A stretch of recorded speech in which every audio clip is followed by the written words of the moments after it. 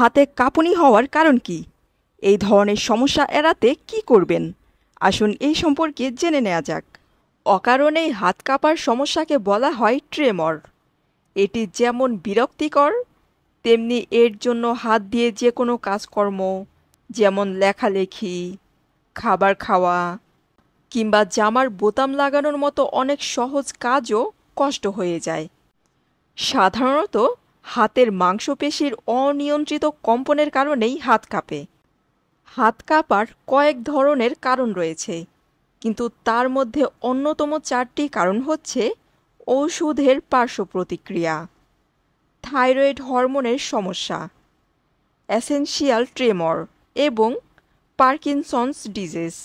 এক্ষেত্রে শ্বাসকষ্টের জন্য ব্যবহৃত ওষুধ যেমন সালবিউটামল, থিওফাইলিন সেবনের কারণে হাত পা কাঁপতে পারে।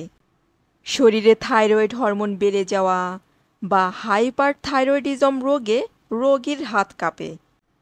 এক্ষেত্রে রোগের অন্যান্য উপসর্গও দেখা দিতে পারে, যেমন শরীরের ওজন কমে যাওয়া, ডায়রিয়া হওয়া, গরম লাগা কিংবা অতিরিক্ত ঘাম দেওয়া, বুক ধড়ফড় করা ইত্যাদি।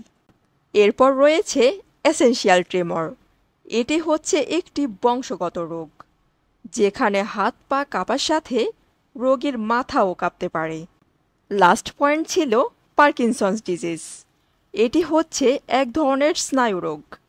এই রোগে রোগীর হাত কাঁপার সাথে সাথে রোগীর হাঁটা চলার গতিও ধীর হয়ে যেতে পারে। রোগীর হাত কেন কাঁপে তার কারণ নির্ণয়ের জন্য রোগীর হিস্ট্রি ভালোভাবে জানতে হবে। প্রয়োজনে রোগীর থাইরয়েড হরমোনের পরীক্ষা করে নিতে পারেন।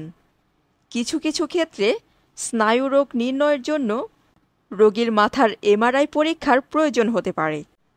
এবার জেনে নিন হাত কাঁপার সমস্যা দেখা দিলে কি করবেন। প্রথমেই কেন হাত কাঁপছে তার কারণ খুঁজে বের করতে হবে।